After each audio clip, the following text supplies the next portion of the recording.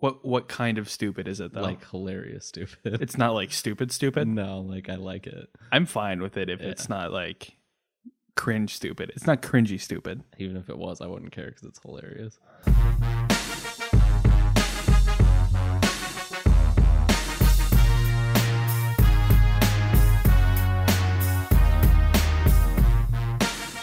Hello, everybody, and welcome to the Dragon Ball Podcast. Today, we're going to be talking about episode 36. Actually, we're talking about... This is episode 36. Yeah, this is episode 36. And we'll be talking within this episode about other episodes of another thing. Presumably episodes 34, 35, and 108. For the Japanese. For all you Japanese folks out there. Just exclusively Japanese folks. If you are not Japanese... You can't watch it. You can't listen. Wait, you can watch it? You can't... No, not the podcast. You can't even watch the episode. Oh. It's from what I hear. I mean... You actually have to prick your own blood and send it in, and if you have traces of Japanese lineage, they send you back a letter allowing you to watch the Japanese episodes. They can do that with spit now, though. You know that, correct? I do, but they still require blood for some reason. Sounds like a dangerous game. It's really sadistic, but that's how they're doing it. You roll the dice on some things, and if you really love Dragon Ball that much, I think it might be worth it. Yeah, they say blood, sweat, and tears. They don't want your sweat. They don't want your tears. They just want your blood. Maybe some tears. If it comes to that. If it comes to that, they'll accept tears, but blood is probably the way to go. It's preferable. It's the main currency. Yeah.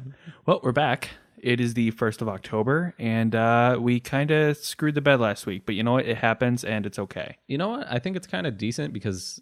not decent, but I think it's okay for the Japanese people, or the Japanese people that view the Japanese and listen to the Japanese, because they're not getting one this week as well. So they'll just get extra content. Yeah. But for all of you that just watch the dub, you're not that important to us, apparently. Just kidding. I had a lot of stuff go on. Yeah. It wasn't great. Personal stuff. But everything's good now, and we're ready to rock and roll here. So, thanks for bearing with us, you guys. And we're gonna try something a little different today. We're not gonna hit feedback first. Yeah, we're not gonna hit any feedback. We're gonna do a little bit of news, then we'll do our recap, and then after that, we'll pull all of you fine listeners and what you guys have to say and think into what we have to say and think, and we'll all talk about it together. That way, we're not spoiling things, even though you've already presumably watched it, unless you just like to hear our synopsis and not actually watch the episode, which seems strange. I would love it if people didn't watch the show and just listen to us to find out what happened in the show. That seems like a lot of extra listening, because we talk about it more than the episodes, longer than the episodes actually are. Yeah, we cover 2 22-minute episodes a week, and we end up talking for an hour and a half typically. So yeah, well, I mean, that's up to you guys if you want to do that or not. But I wouldn't recommend that experience. It doesn't seem good. I wouldn't do that personally. I would. I don't watch the episodes actually. You just kind of we get a synopsis, and then we just kind of fill in the blanks. Yeah. It's pretty accurate from what we can gather. We just guess, It sounds good. It's guesswork. If I watched it, it'd be great. Presumably on how these episodes Considering how wrong we are all the time, though, it makes sense. That's why. We're never wrong. Yeah. We'll get to that later. Yeah. So thank you guys for listening. Like I said, this is episode 36 of the podcast. We are slowly coming closer to episode 50. Very slowly. It'll be like 3-4 months before we get there. But I know. I have something a little special planned for episode 50, which I haven't even told you about yet, but dope. We'll, do you want to just talk about it now? I'd like to, because I don't have any idea what it is. I was thinking, and this is totally up in the air, but for episode 50, I was thinking we could do some guest conversation. Like have somebody call in? Have a couple people. Okay, I'm into that. And we'll do like just kind of a big shebang. I mean, we kind of knew we'd get to 50 episodes just because we committed to just doing this every week, regardless of whether people liked it or not. I mean, once we got past the first 2 months, I think it was like, okay, this is obviously something we're doing for a long time. Yeah. Otherwise, it would have fizzled out within the first couple months. Right. And I was going to say it came close to, but it really didn't at all. But I was thinking we could have a couple people. Somehow I have to look up how to do all this stuff. I'm kind of doing this all on the fly, but we could have some people call in and have conversations with them about the episodes and the podcast and all that stuff. Or we just post our phone numbers onto Facebook and say, hey, give us a call at this time. And yeah, we We'll recorded off a speakerphone. Yeah, and we'll just get random people. I'm talking not even on our Facebook Oh, not page. on the Facebook page, on our personal Facebook I'm just pages. looking for callers. I'm looking for somebody to talk to because I'm a lonely spirit. You're on Universe 7 Radio. What do you have to say for yourself?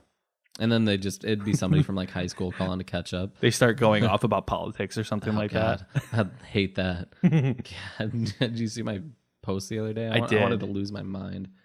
Yeah. That's for another. That's for me losing my mind's podcast. Save that for the Me Losing My Mind Over Politics podcast on Facebook. To be clear, It's actually a live video on Facebook. It's not a podcast. yeah. To be clear, I'm not going nuts in favor of one agenda or another. I'm going nuts because I don't care about anybody's opinion. Because people feel the need. I'm not going to go there. Yeah, it's just everybody's a little too opinionated nowadays, and I think we all need to relax. You know who isn't opinionated? Who's that? Us. That's true. We don't ever give our opinion, especially on Dragon Ball. No. If we do, we're typically wrong. Yeah, that's what I hear. But I don't want to beat that into the ground too much because we are. It's just kind of hilarious that it's on every feedback, but it's just very true. Yeah. Well, again, we'll get that's our motto later. is we're not here to be right. We're here to be heard. Our motto is we're mostly wrong. Except when we're right. Listen. Nice. I like that. Oh man, you should have let that silence go a little, huh? I don't want to do that to Richie again. I liked it. That's the point. It's funny. So news. Let's hit the news. All right, we have one little piece of news. It is about Team 4-Star. I didn't watch it yet, but I did see an update. So here's the gist of it. Dragon Ball Z Abridged is not ending. They are working on a 3-part finale to the Cell Saga. Sure. Which is going to be an hour and a half total, so 3 half-hour episodes. They will not be done, even the first episode will not be done before the end of the year. That makes sense. But it does seem like Dragon Ball Z Abridged may end there. Yeah. I mean, it kind of felt that way. I figured they would finish off the Cell arc at least. Yeah. But I don't know, like... They got a lot of other stuff going on. Like, I understand. Man. Kaiser was commenting about it on Reddit and basically said, like, look, if we just put all of our eggs in the Dragon Ball Z Abridged basket, once that ended, we would all be in a really bad place. Yeah, they don't have any money coming in because, like, basically that's what they do for their job. That is their job, yeah. That's how they make their living. So, yeah, the second that's over, what do? They're completely right to branch out at the very least. They have to keep their careers going. So it's a bummer. I was really looking forward to just great Saiyaman, Vegito, like all that would have been really fun. I was looking forward to some Super stuff. We got some, we got a little bit, but I was looking because Super has more comedy in it than Dragon Ball Z. Could you imagine though Vegito as Team 4-Star? Like Goku and Vegeta sharing a body. The voices, dude. The voices overlapped. That would be so good. I feel like they would almost go the exact opposite way with it. Instead of like those two being like the perfect fighter when they're together, they would just be constantly bickering inside of their heads like Nail and Piccolo do. That sounds about right. That seems right up their alley. But yeah, that is all I have. Just that little tiny bit of Team 4-Star news. It's a bummer, but good for them. Yeah, good for them. Ready to jump into it? I think so. Oh, you know what? Let's pull up our sponsor for this week. Which one are we going to use? You tell me. I don't have them in front of me. Okay. Because we have a read, right? Yeah, we have 2 ad reads actually. Yeah. Both from lovely listeners of the show. And we'll use Daniel's first. How about that? Yeah, I'm into that. Okay, so this week, the Universe 7 dub section is brought to you by 8 Static, Philadelphia's premier underground music showcase, specializing in chiptune and lo-fi music. Shows are run monthly in Center City, Philadelphia, and it all comes together in a 3-day festival celebrating the new, the old, and the acts in between that shape the chiptune community. You can follow 8static at facebook.com/8static and find them on Twitch at twitch.tv/8static, where shows are streamed every month for our non-local audience as well. We'll have to check that out. Yeah, that's dope. Big announcements regarding the festival dates will be announced soon, so be sure to follow them at facebook.com/8static and twitch.tv/8static for information as soon as it's released. That was good. And That was a good ad read, yeah, man. also mention Universe 7 podcast, and they'll get you in for free. That's actually not on That's there. not. Yeah, that's not it. I wouldn't throw that out on a serious one. But hey, you know what? Give it a shot. He might do you a favor. I think if you go through the trouble of going all the way out there, and To you Philly, happen yeah, to mention the podcast, I Unless think you should get happen in to for live free. in Philly, you know, and that's not that far. That's not that far. But we personally do not live in Philadelphia. We don't live in Philadelphia. We've never To be been in exact. Philadelphia. I've never been in Philadelphia. Have you? I've been in No, Pennsylvania. I was gonna go out there for a Pokemon tournament, but I didn't end up making it out. You didn't make it up because you didn't do good enough. No, that's just because I had work. But also, I probably wouldn't have done well as well. So That was a hell of an ad read, though, right? that was actually probably your Crushed best that. one. I crushed that. You didn't have to restart it all either. No, I didn't. Not one time. Totally not. The transition was seamless because I made it that way. Yeah, you did get me. Okay. Anything else you want to add about this fine performance and entertainment venue? Thank you for dropping it. We'll have to check it out. I'm actually extremely curious. I am curious to didn't find know they out had what a chiptune is. Yeah. Do you know what chiptune I is? do not, actually. I'm going to actually go to Twitch because that's really interesting. I don't know. I'm on Twitch enough anyway. I'll go there right now. Yeah, go for it. Watch, it's going to start playing and it's going to be super loud. I hope so. Just clip all the ears of everybody. I went to this, I went to a place yesterday. Unfortunately, it was a funeral. It was very sad. But the audio quality, not to nitpick, but like, it was so loud. It was clipping every time, and it hurt my ears. Like, that seems like a very weird place to have that happen, yeah? Yeah. Well, yeah, kind of makes sense, though. It does, but also, my ears hurt, and that in turn made my head hurt, on top of it being a funeral. So that was not pleasant. You know? Yeah, I mean, that's what you get, I guess. I get it.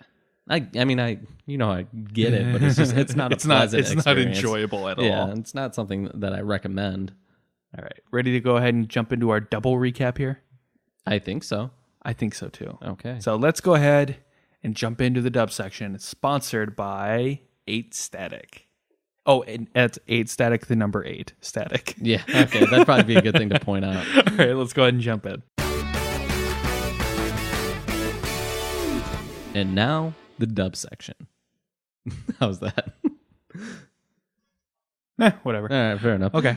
Yeah. So We're playing with the format a little. If you guys couldn't tell, it felt a little formal for a long time. yeah, we like doing something and then realizing it works and then changing it completely. Yeah, you guys seem to enjoy it, so we're going to completely turn it on its head and then not do that anymore at all. Yeah. But I don't know. It did start to feel a little formal, which honestly, like, that's not not even how we us. don't have conversations like that ever. At all. We're just idiots when we're together mostly, and our parents and other brother can attest to that. I mean, the loosest one I think we had was when Tyler was there as well. Yeah. And That I was- really enjoyed that. We'll just wait till next week when we do the entire podcast in sign language. Yeah, that'll be good. We'll get a camera in here for those of you who can't hear it. I don't know about you. I can hear sign language. That most people can, right? That's just because I had a stroke, though. Well, yeah, I heard when you were reading that ad the first time. Philadelphia. Yeah, that's going to be an inside joke that you guys you weren't even a part of. I wish I probably should have just You should have thrown that kept at it. the end of the podcast. Yeah. Did you delete it already? Yeah, I deleted it. Yeah, well, Too much work to go back and recover it too. So that's fair. okay, so the episode 30. We're just going to cover episodes 34 and 35. So I'm going to say both the episode titles here, and we're going to cover them seamlessly. So this one was called Piccolo versus Frost. Stake it all on the special beam cannon. And the next one was Turn Rage into Strength. Vegeta's full-on battle. And that pretty much sums up the episode. So you ready to move on? Yeah.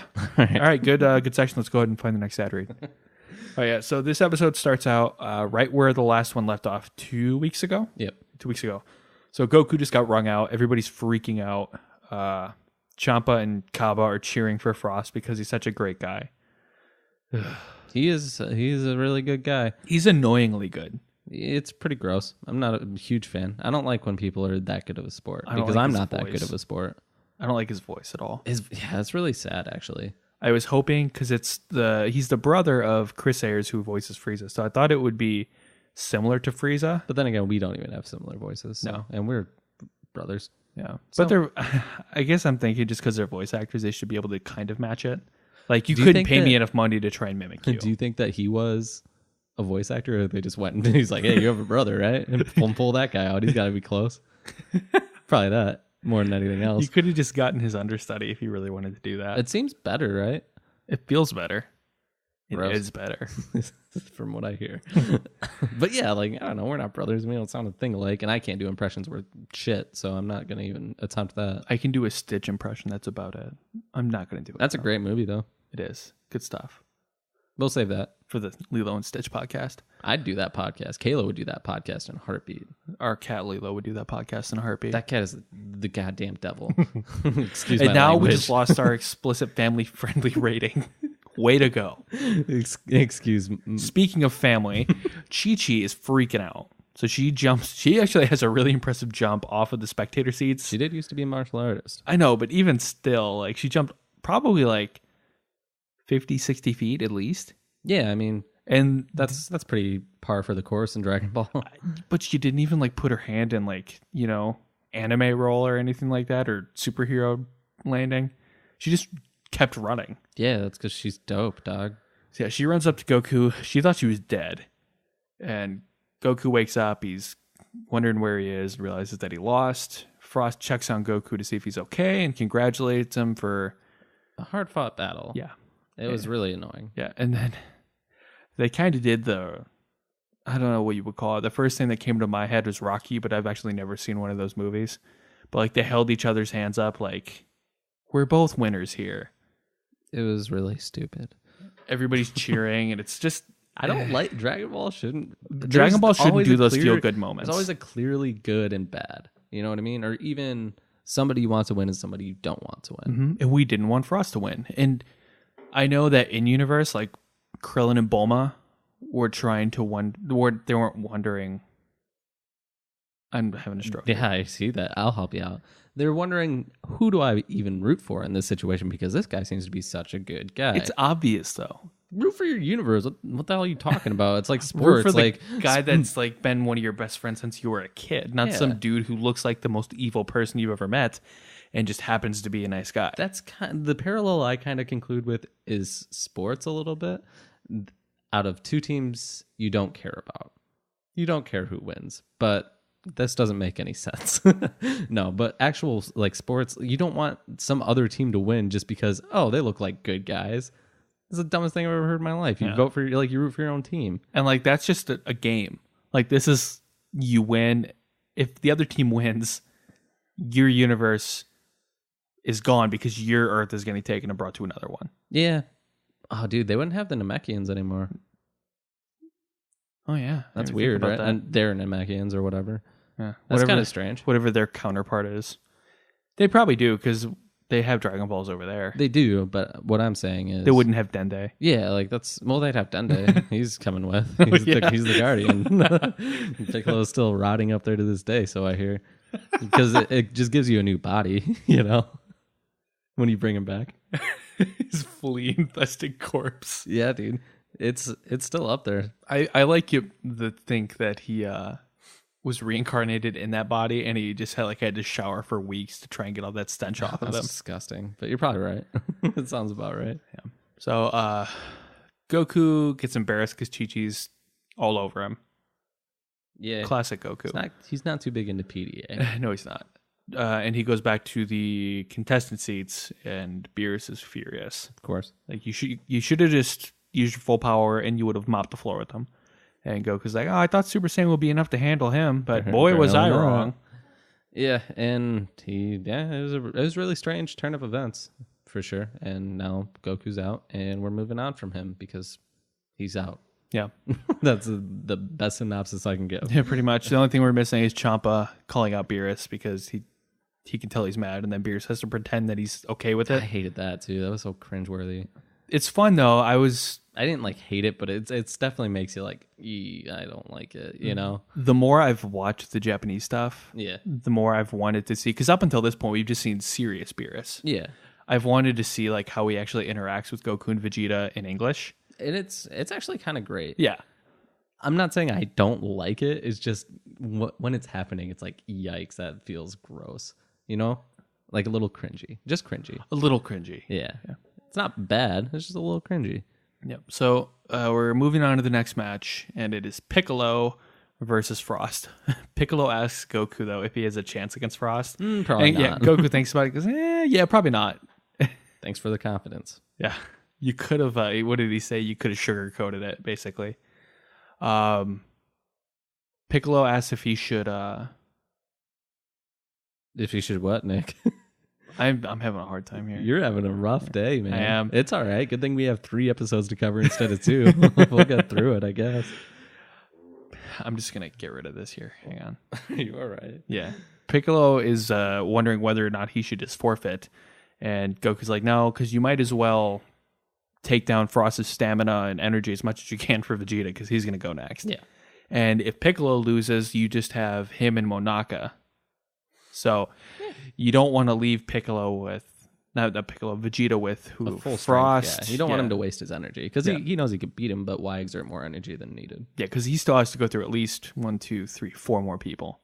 3. Frost. Including Frost. Including Frost, 4 more people. So you definitely don't want Vegeta to have to do that. But he will if he has to. He would gladly do it too. So, yeah, Piccolo jumps down to the ring, gets ready to fight, and you have this little conversation between him and Frost. Frost is like, "Oh no, I'm not strong enough to kill you. Don't worry about that. And I don't have any more of my techniques that kill you.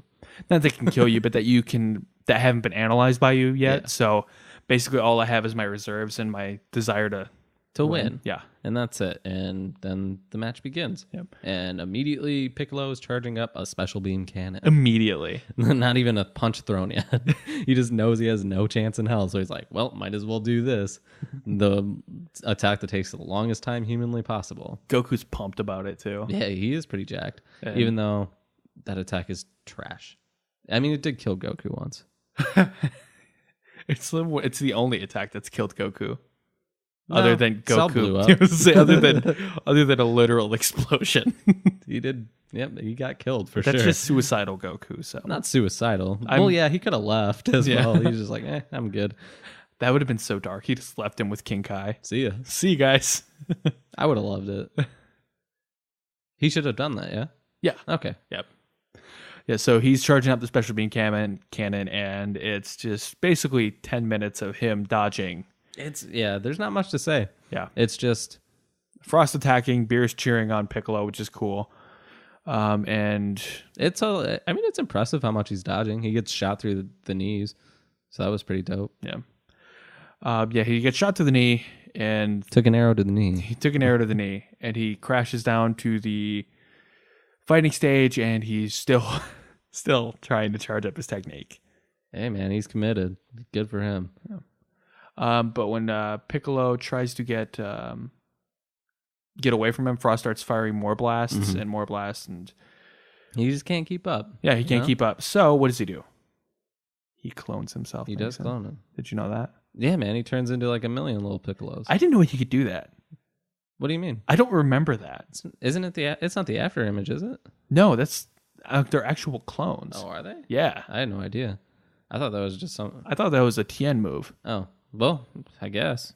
That's really weird, actually. Watch, this is going to be another thing we get an email about. I'm sure, because I thought it was just like something like the after image where it's just a bunch of them, you know what I mean?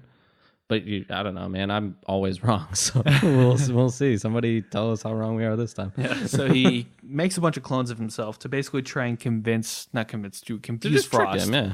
and buy more time to charge up the technique. And Frost is having a hell of a time trying to figure it out until eventually he uses almost an explosive wave. Says F it, and Yeah. he goes for the big guns. And knocks them all out except Piccolo. And he's like, oh, crap. All of them except the real Piccolo. Yeah, I don't know what he expected, to be honest with you. Seriously.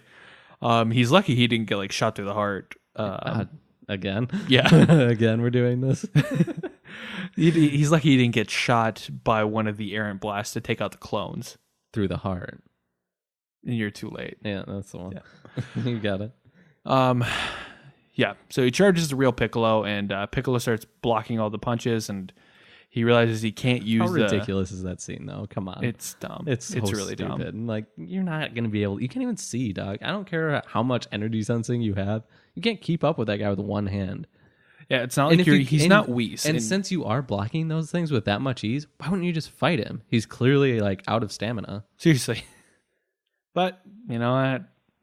The writers didn't see it that way. Unfortunately. They wanted to just really commit to the full episode of charging a special beam cannon. They really just didn't want to animate Piccolo's face. They didn't because it's not visible for the entire episode. And that was really weird. Yeah, so he's blocking all the techniques, and then Frost kicks him in his hurt leg and then punches him, which makes him lose the energy he had. And then Frost kicks him away, making more distance from him. But got a little surprise from Piccolo. He's got a little extendable arms, and he wraps him right up. Yeah, right before that, Frost had thought he had won, but yep. Piccolo uses his stretchy arm technique to grab a hold of him. That's one of my favorite ones, actually. I think that's really cool. It's underused. Yeah, I agree. But yeah, Piccolo says he had time to think about how he would hit him, and Frost says he thought he won when he made the special beam cannon energy. I hate that name, by the way. It's so clunky and long, and it's Makanka Sapo or whatever it's called in Japanese. Sounds cool. Why is it called special? Just call it the beam cannon. The beam cannon. The nail gun. Nail gun. That's pretty good. Yeah, so he thought he had made an opening once he made the Ki Blast go away, but it just made an opportunity for Piccolo to grab him. And I don't know how he figured this out, but he realized that Piccolo let him shoot him in the leg. And it's really stupid how he says it too. It's like, wait, so are you telling me that you allowed me to shoot you through the leg? That was all part of your plans? Like, how did you figure that out? That doesn't make any sense. It's too not even Piccolo's that smart, man. Yeah. Dog just got shot in the leg. Like, that's it. Yeah, so Piccolo's plan basically was, to get him to drop his guard and grab him with his stretchy arm and then hold him in place while he charges the special beam cannon. And then shoots it through the temples of his head, and then he dies. Straight up murder him. Yeah. And it all looks like it's going to work out when... Would he not die, though?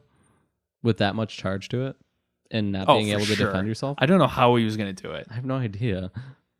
I mean, I guess just, blow a hole in his leg or something. Yeah, he'll take the DQ if it means he can kill Frost. Yikes. Well, good on him for being a team player. Yeah. So right when he's getting ready to shoot the special beam cannon, though, I keep saying Kamen. Kamen? Yeah. Okay. I'm going to rename it that. The special beam Kamen. Yeah. So right when he's getting ready to shoot it, Frost pulls his arm up into Piccolo's stretchy arm, and something happens, which makes Piccolo basically do the exact same thing Goku did, which was get all fuzzy and lose consciousness. Yeah, it looks like he took a bunch of drugs. Yeah. Frost charges Piccolo, punches him, and Piccolo shoots I actually really like this scene when he shoots the special beam cannon directly into the sky. Yep, and it blows a hole through it. Yeah, which, I mean, I thought it was supposed to be unbreakable, Vados. She fixed it, though, dude. Still, if somebody like Piccolo can break it... Imagine what Vegeta is going to do to this place, huh? Imagine what Goku's going to do. Goku's out, dog. Imagine what Gohan's going to do. Gohan's not there, man. Gohan sucks. He's at the conference. Don't whisper to everybody. I just whispered to thousands of people. They don't like that. No, they don't. Not at all. So Frost brings out Piccolo, and he's the winner. And good job, Piccolo. Good job, Piccolo. But it's short-lived because Jocko objects, and he says that he was a cheater. He's a little cheater, pumpkin eater. Yeah, he asked the ref to check his right side for a needle or a weapon or something like that because he said he saw Frost do something nasty. Ciampa's pissed off because... He thinks it's slander, pretty much. Yeah, he's basically saying you're just saying that because you lost. Yeah. And he's like, if the referee doesn't find anything, I'm going to destroy you. Which makes Jocko like, you know what? I'm good. And stick to your guns, dog. You think you saw something? You say it. Yeah. Well, do what's right. I liked it because Beerus is like, no, it's fine. He doesn't mean anything to me. Check him. And then Vegeta goes, you're right. It is just Jocko. Referee, search the bastard. And so he does. And getting Shocker finds a little tip that's filled with poison that comes out of his arm. And before that, He claims it's part of his anatomy. before that, Kaba though was like, no, he's not a cheater. He's a hero. He fought alongside me on Planet Mayonnaise, which Planet Mayonnaise. yeah, Planet Mayonnaise, and we defeated space pirates there. Space Pirates is so lame. It's such a stupid phrase. God, I hate it. Why wouldn't they just call them pirates? Seriously. Why do you call them space pirates? We know we're in space, Doc. It reminds me of the DBZA episode where Jace is Space going Australia. on. Yeah, Space Australia. God, what a joke. We're I going hate to it. go to a space Denny's. A space Grand Slam. Ugh, why is that a thing? We don't know know. we're in space. We know. We get it. We know. We watched you go across the universe in the middle of space. Although it is funnier to picture Kaba and Frost fighting against actual pirates. yeah, just on Blackbeard. on the open seas. Yeah. I'm into that. Just make it a One Piece episode, huh? Yeah. I think One Piece is dumb, but All right. Well, I haven't watched it. I just know the premise. I alienated a lot of people there, I'm sure. Yeah, well, you win some, you lose some, huh? Listeners. Plenty of those for sure. Yeah, so like you said, the ref checks his arm and a needle pops out and it makes the referee pass out. And Frost is like, no, this isn't a weapon. It's part of my body. And the referee's like, no. There are referee's clear like, signs. "Bullshit." Yeah, there are clear signs of tampering. And he's disqualified. Yep. Huh? Says Piccolo's the winner. And Kaba wonders why somebody as good as Frost would resort to something that nasty. And Vado says that is his actual nature. And that he is the leader of the space pirates. That He is Blackbeard. he's basically Blackbeard. His true, and Frost admits this, his true ambition is to start wars and then end them himself, and buy the war-ravaged lands at a cheap price and make money off of reconstruction and redevelopment. He's much smarter than Frieza. Yes. He rules the universe, but in a different fashion, like pretending to be the good guy, but he still has control over everything. Mhm. And he has a good image. Yeah, he's way smarter than Frieza ever was. But Frieza also is just like Piece of crap. total garbage. Like, Frieza's pure evil. yeah, that guy just doesn't have a conscience or even care. He just, I'm strong. F you guys, you know? Yeah. And Vegeta brings up Frieza. He's like, even in another universe, there's no way a Frieza could be good. Yep. So now we know for sure, and I'm glad about it because that nice guy act was getting old real fast. Yes, it was. I was hoping that when his facade came crumbling, that he would change his voice to be more sinister like Frieza's is. No, it's Nope. just the same. Same thing. I don't like it. Yeah. His voice is very strange. It is. I don't like it at all. Piccolo regenerates his abdomen. I forgot to mention that. He literally blew a hole through him when he ringed him out. Well, he woke up though, man. Yeah. Good for him. Good job, Piccolo. You did what you could by being made of paper mache. Paper mache Piccolo. A tale as old as time. Oh, yeah. So he regenerates his abdomen and says that he fell right into Frost's trap and he thought he was the smart one.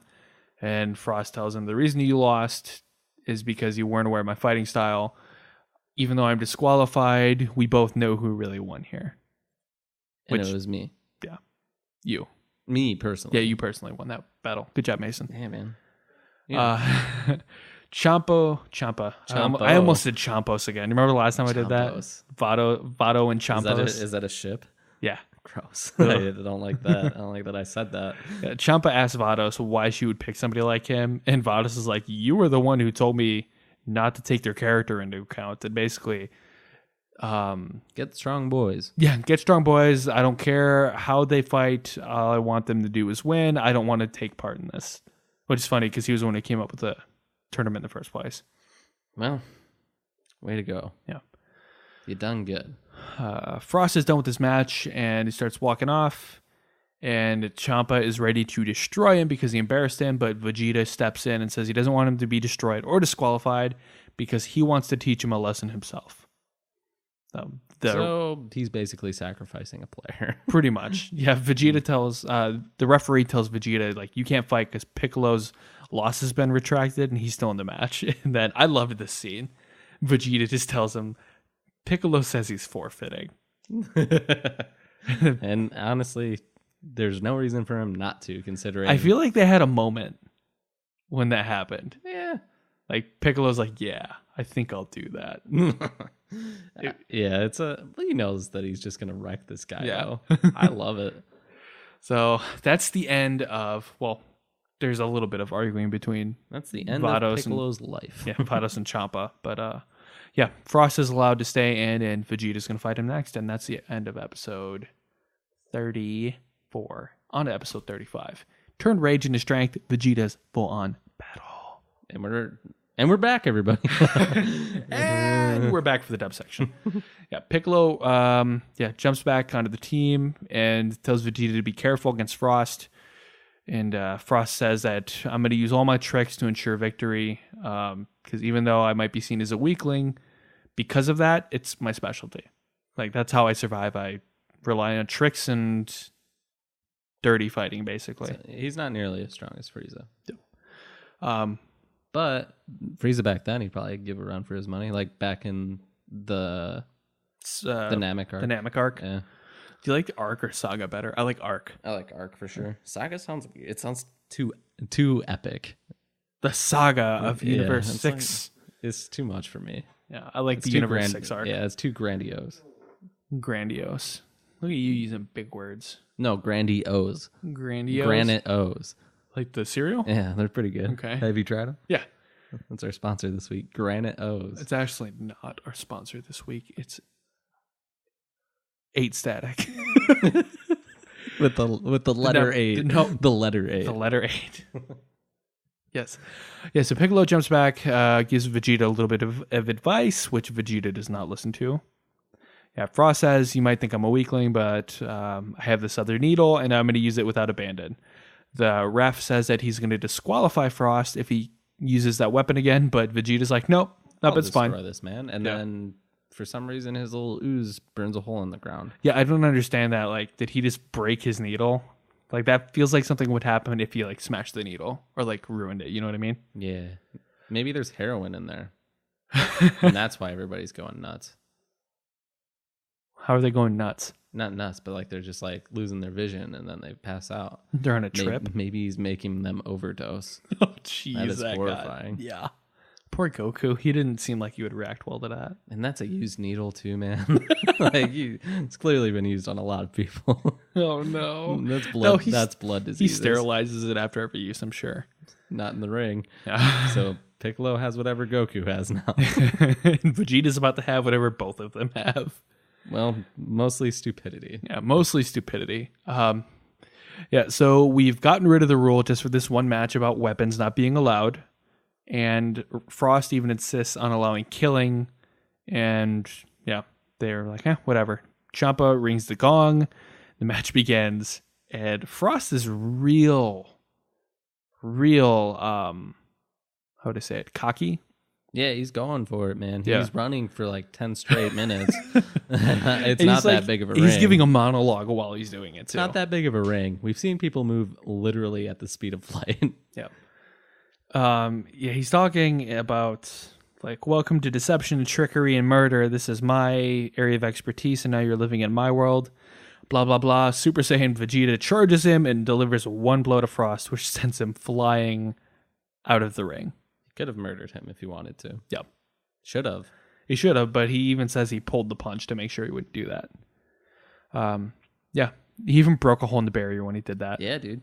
Good job, Vegeta. But he didn't fall out of the barrier, which is kind of a bummer. Why? How would it shatter and then you not go through it? Yeah.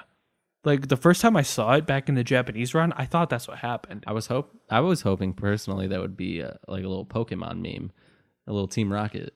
You can just fly off into the stars, you know? Frost and Frieza go blasting off again. Yeah. But that would move the shock of what happens with him later on. Right. So, but I wish that happened. It'd be cool. Rest in peace. We'll never see you again. Beerus is over checking Goku for A mark, which he finds. and he's like, "Hey, guess what? He's coming back in, players." Yeah, Because- he got wrung out by cheating, so Goku's back in the match, right? Champa's like, he gives up a little fight, and he's like, "Fine, I don't care." Yeah, I don't care, whatever. Goku wants to fight after Monaka, but Beerus says no, saying that he'll go after Vegeta. He's so focused. Yeah, he's so focused right now. And Whis is like, more like unconscious. He says the full monologue. He's like, ever since he saw that Kamehameha. He even like tries to imitate Goku. Yeah. He's like, ever since he saw that Kamehameha wave, he's been unconscious. And I don't know what they're going at here. I do, but I don't. You know. Whis asks Beerus how long you're going to keep this a secret. And Beerus very comedically is like, as long as humanly possible, hopefully forever. Yes. I like Beerus in this episode. Yeah. He was funny. You didn't like him in the other one. I did not like him. I said he was a little cringy, but like I think the whole thing's been good with him. I don't know. It gives us a little bit more character. Okay. I think he gives us less character, but whatever. All right, man. I don't. I disagree for no reason at all. I did enjoy. Like I said, I was really looking forward to this type of Beerus interaction. Stacks up. Yeah, I like it. Good. Goku's trying to talk to Monaka, but Beerus shields him, and yeah, Goku even waves his hand in front of his face, and nothing's going on. Beerus hits Goku, tells him that Monaka's meditating, and when he's meditating, he's extremely dangerous. He once destroyed a planet from a simple arm tap that was unexpected, you know? Yeah, And it's you're like, basically, hey, man, why don't you just tell me that? it's like when somebody's sleepwalking, you're not supposed to wake them up, Yeah, don't do that. They'll throw you down the stairs. murder you with a hatchet. Do they go find the hatchet, or do they automatically have one? No, you Does every time you sleepwalk. sleepwalker have a hatchet Yeah. next to their bed? No, like it materializes in their hands as they're walking. That's some fantastic stuff. Yeah. It's a weird. That's a night veil. I know that because I sleepwalk. Well, That's not a- anymore. Yeah, that's a night veil podcast. It is. It's good stuff. Hey, man. Maybe we'll put that at the end of the episode this week. a full episode Yeah, of Welcome full to Night 25-minute episode of Welcome to Night Man. Vale. Yeah, we gotta pad that time for no reason. We're already doing it with the song of the week. God, I know. People are liking it though. We got some feedback about that. Yeah, Yeah, go me. I'll continue to select the music. Shut up. It's very obviously not me. I don't do any editing whatsoever. I should start sending you songs though, because I have a lot. I don't want your rap music or your country. Neither of those things would it be. Well, maybe some rap, because some rap is hilarious. That's true. So back to the fight. Apparently we got a new rule because Champa and Vados are building a square barrier around the ring. It's very small. Very, very small. And they're saying that they're putting it there to save all their guests from harm. And Beerus is like, what are you talking about? We don't care about these people. Yeah, I mean, he's not wrong. No. They clearly don't. And Champa doesn't either, but it's for his agenda. It's for his agenda, and he's a sneaky snake. So, Sneaky snake. yeah, they're already making the barrier. Beerus is mad because he wasn't asked about it and doesn't want them to do it. And they try and settle it in a game of rock, paper, scissors. Apparently, they play like 150 times, and they tied each time. Of course. And then, Beerus just concedes to him, basically. He's like, I don't care. Yeah, he's like, I don't care. Our fighter doesn't care, so why should I care? He's practicing rock, paper, scissors on the sideline, too. I thought that was funny. While this is happening, Vados sees Frost leaving the tournament grounds with this sinister look on his face. And Frost leaves the ring, goes over a little ridge, and sees Champa's hexahedron, which is a cube ship, And and a bunch the of treasure that they were promised if they win the tournament. He really is a pirate, man. Yeah, he is. My God. He's thinking that if he can get the treasure onto the hexahedron and take off, he can be across the universe faster than light. Well, you know what I mean. Yeah, and no galactic patrolman or God. or destroyer can catch him, which is simply not true. No, not at all. Frost is about to enter the cube when you hear from off screen, "Stop right there." What did you think of Hit's voice? I liked it, actually. It was proper. Yeah. I don't know. I didn't hate it by any means. I thought it would be a little deeper. I didn't think it would be deeper. I thought it would be rougher. Or a little scruffier. Yeah. I get that. I didn't think he'd be as proper. Well, I did.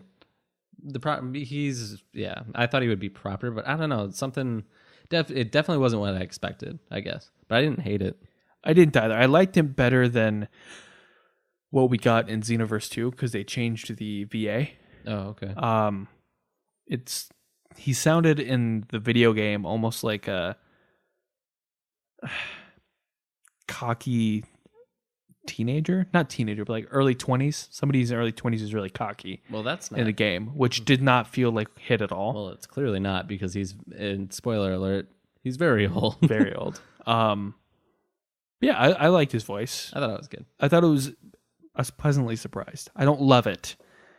Yeah, I mean, it doesn't. But we've also seen him in Japanese, so that's what we knew first. Yeah, it's like it's impossible not to just make a comparison. It's Right. always what we're gonna do, no matter what.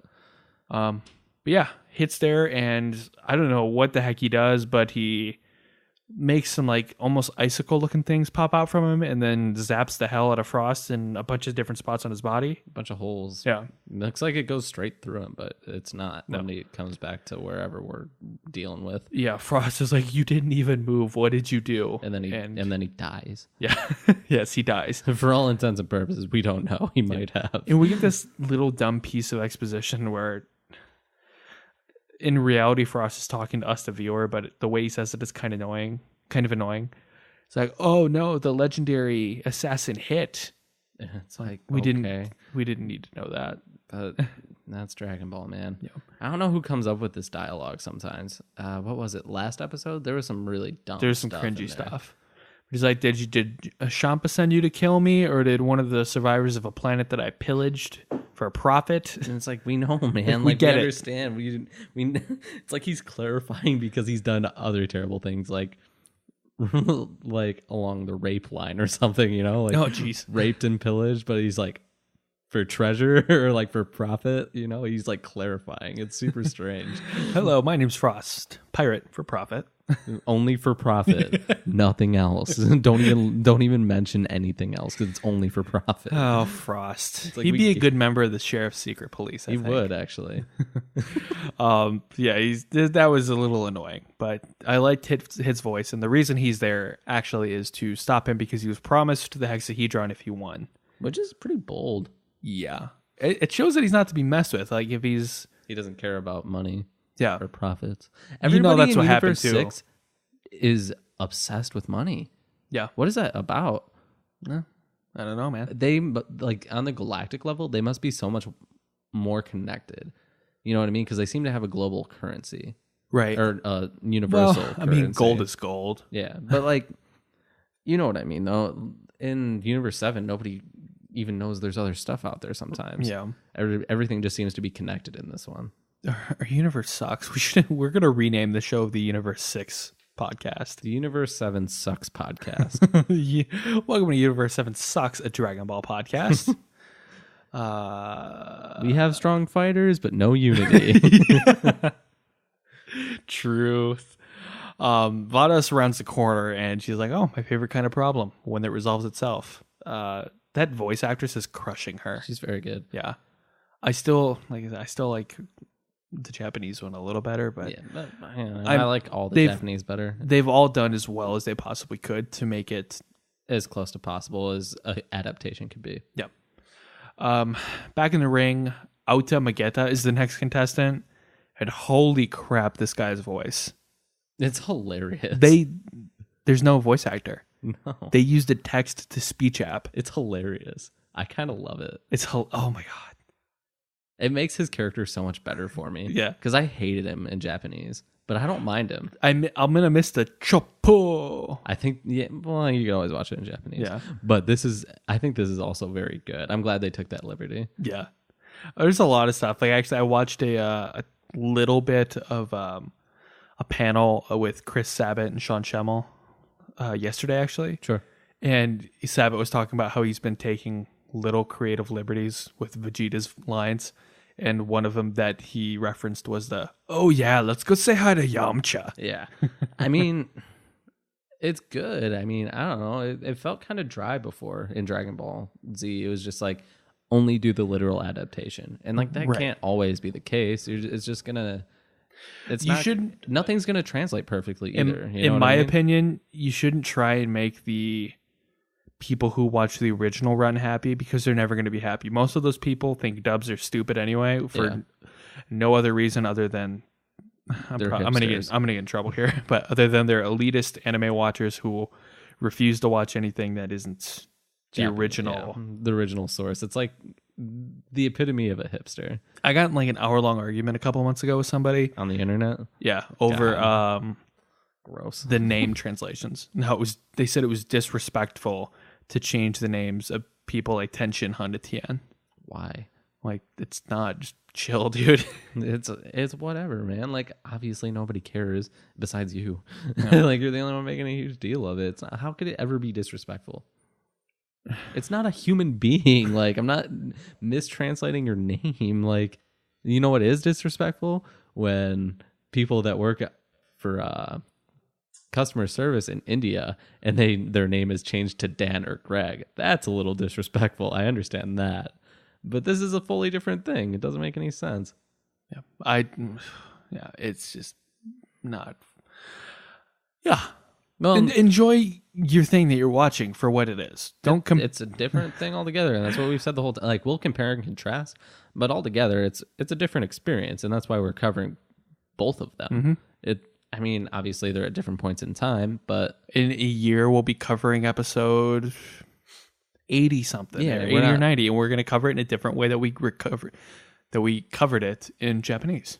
Exactly, because it's a different show.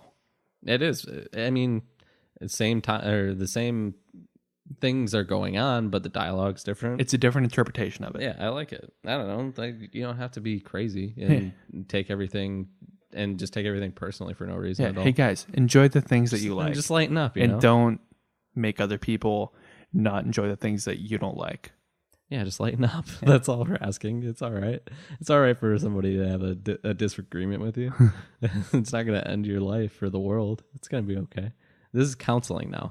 Welcome to Counseling with Quest 7. Welcome to Counseling Podcast with Universe 7. With Quest 7. I said Quest. Yeah, I did. That's not where you work. That is where I work. Whatever. I don't care. That's not where you don't work. That is not where I don't work. All right, so we're back from these messages. Man, we're all over the place today. That's all right. So we're back in the ring, and Magetta is the next one to compete. Text to speech and all. He drinks his lava. No, did he drink it, or he just grabbed it? He was drinking it. Did he drink it? Yeah, he was guzzling that. Old Kai wonders if he's an actual robot, but Fuwa, the Kaioshin from Universe 6, says no, he's throwing some shade here. He's throwing some real shade at these guys. Yeah, he's like, no, he's a metal man from Galactic System 66950. Yeah, you probably know if you looked. Yeah, there probably should be metal men in your universe too if you paid attention. And then why did Kibito get a bunch of shit for this? I know. Old Kai asked Kibito if he knew about him, and he's like, yeah, now that you mention it, I think I have heard of them before, just forgot about them. Like, just got a bunch of shit for the dude's recently himself as well. Like, come on, give him a break. Do you think that? Yeah, they have to have all those memories. Both of them for sure. I mean, they did it as Vegito. True. So back in the ring, Magetta drinks. There you go. He drinks the lava to power up. Yeah. And Vegeta is just looking at him and saying he can predict his fighting movements just because of how bulky he is. And as soon as the match begins, Magetta goes after Vegeta with just power, and Vegeta's using his speed to his advantage. But unfortunately, all of Vegeta's attacks aren't doing crap to him. Yeah. He dodges a bunch of them and then jumps up and starts kicking him in the head so hard that his head goes into his body. And Magetta's able to... Well, first he just starts punching his head. Yeah, his own head. He's just trying to hang out. He's trying to look cool. He's punching his own head a lot and really quickly, and reaches in and pulls his head back out and somehow powers up after that. Yeah, I don't understand. That's how he powers up. as you see, by abusing himself. I mean, yeah. Sometimes you just gotta beat yourself. Oh, jeez. Don't take that in any weird way. Yeah. So after that, he starts attacking Vegeta again. And this time he's faster and stronger. Because he abused himself. Yes. And then Magetta uses a tornado technique, and Vegeta jumps up into the air to try and stay away from him. And that's when they realize that that's why. Because he obviously can't fly, and he's vulnerable to airstrikes. So the whole reason of putting the new barrier in, which will result in a ring out if you touch it, was to keep Vegeta contained. That's some BS. That is some BS. I don't like it. I don't like this fight really at all either. It's not but great, whatever. If we're being honest, Yeah. like even next week, it's Not fun. you get a couple cool throwbacks, but like Next besides next week's our Japanese spectacular, so I'm not even worried about that. yeah, we'll probably just ditch the whole English thing. Vegeta starts taking some heat from Vegeta. Vegeta's spamming Ki Blast at him again. Shocker. And never done Vegeta that before. counters it by shooting lava spit at him. And I mean, it seems like it's pretty evenly matched right up until the awkward end of the episode where the cube starts heating up because they're just trapped in this confined space with now a bunch of lava flying all over the place. And that's it. That's it, man. It's such an odd place to end the episode. Well, they're cutting it up. The pacing is so strange in this whole arc, honestly. And you'll come to realize that obviously right now. It's just I don't know. They don't cut things in good places. And who knows why, honestly. Seriously. Whatever. Would you Too much to think about. How did you enjoy these episodes? They're okay. I was thoroughly satisfied with Vegeta's just trouncing of that guy. Yeah. Frost, that is. But besides it, I mean, I don't know. It's just fine. We got exposition of what happened to Goku. It was to carry the plot along. Yeah, pretty much. And that was it. I don't know. It was okay. I'd give it like a 7 out of 10. 7. I'll give Or 6. I give it a 6. 5. I'll match you there for the both of them. Good episodes. I'm glad we're getting to these fights. I don't know. As horrible as this is, I would have really enjoyed watching Vegeta just like torture Frost. Yeah. Rather than one-shotting him and now having to struggle against this text-to-speech robot. Yeah.